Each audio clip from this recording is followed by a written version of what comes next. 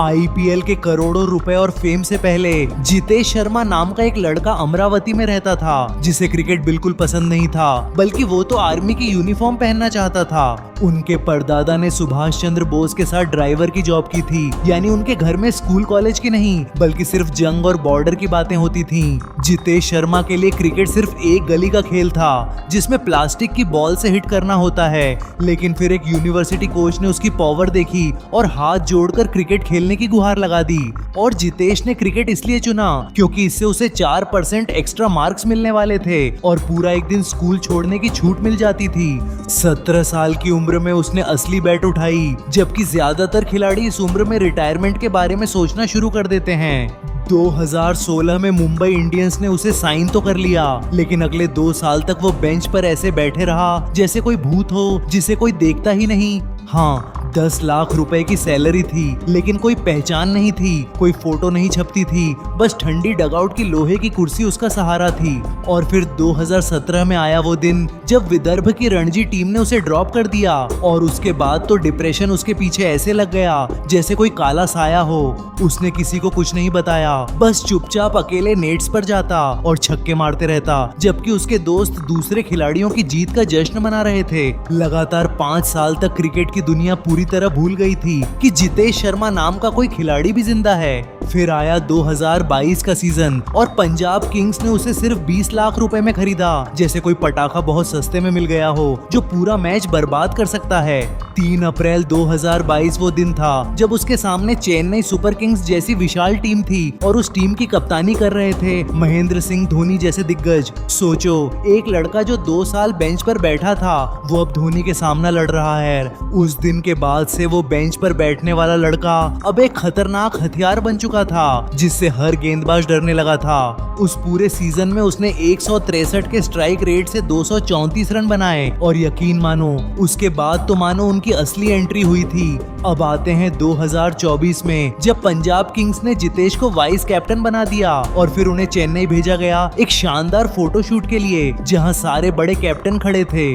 वो मुस्कुरा रहे थे, कैमरे के सामने पोज दे रहे थे और सोच रहे थे कि आखिरकार उनकी मेहनत रंग लाई है। लेकिन अचानक शिखर धवन को चोट लग गई और टीम को एक नए कप्तान की सख्त जरूरत थी। जितेश ने तो अपनी कमर कस ली, लेकिन मैनेजमेंट ने टॉस के लिए सैम करन को भेज दिया और जितेश को वहीं खड़ा छोड़ दिया, यानी उनके चेहरे पर थप्पड़ मार दिया गया।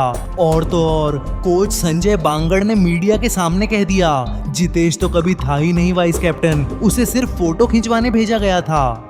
जैसे ही ये बात ड्रेसिंग रूम में पहुंची, वहां की हवा जहरीली हो गई और जितेश की आंखों में एक अलग ही ठंडापन आ गया था। अब एक्सप्लोजन होना ही था। वो सीधे कोच के पास गए और फिर क्या था, आवाजें इतनी बुलंद हुई कि लगा छत उड़ जाएगी, यहाँ तक कि कुर्सियां भी हिल गई होंगी। जितेश ने चीख कर पूछा, अगर मैं लीडर नहीं हूँ तो मुझे फोटोशूट में क्यों भेजा? क्या मैं सिर्फ एक शो पीस हूँ? और मैनेजमेंट का जवाब तो और भी तगड़ा था। उन्होंने कहा कि सैम करन लेट था, इसीलिए तुम्हें भरने के लिए भेजा गया था, यानी तुम सिर्फ एक प्लेस होल्डर हो। अब सोचो, अपनी ही टीम में तुम्हें दूसरे खिलाड़ी का फोटो खिंचवाने वाला समझा जाए। जितेश का तो उस दिन खून खौल गया था। कुछ रिपोर्ट्स तो यहाँ तक कहने लगी कि पंजाब किंग्स उनसे वाइस कैप्टनसी भी छीनना चाहती थी, यानी उनका करियर वहीं खत्म होने लगा था। आईपीएल की इस दुनिया में अगर आप अपने कोच से लड़ जाओ तो वो करियर के लिए बेहद खतरनाक है, क्योंकि कितने ही खिलाड़ी इसके बाद गायब हो गए। लेकिन जितेश कुछ और ही मिट्टी के बने थे। उन्होंने न माफी मांगी, न हाथ जोड़े, न किसी के पैर पकड़े, बल्कि उन्होंने अपना बैट उठाया और अपने गुस्से को अपना सबसे बड़ा हथियार बना लिया। जब पंजाब के अंदर ये पूरा ड्रामा चल रहा था, तब सेलेक्टर मैच देख रहे थे, क्योंकि परफॉर्मेंस कभी झूठ नहीं बोलती, चाहे मालिक कुछ भी कहें। और 2023 के सीजन में जितेश ने 156 के स्ट्राइक रेट से 309 रन बना डाले, यानी एक डूबते हुए जहाज पर वो अकेला ऐसा सिपाही था जो लड़ रहा था। और फिर एक दिन उनके फोन की घंटी बजी और दूसरी तरफ से आवाज आई, जितेश तैयार हो जाओ, तुम अब इंडियन टीम में हो, नेपाल के खिलाफ एशियन गेम्स में डेब्यू करोगे।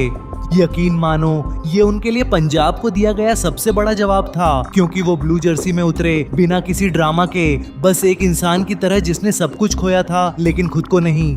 2025 आते आते जितेश ने अपने ऊपर का सारा ड्रामा उतार फेंका और वो आरसीबी में शामिल हो गए, सिर्फ और सिर्फ ट्रॉफी उठाने के इरादे से। अब सोचो क्या हुआ।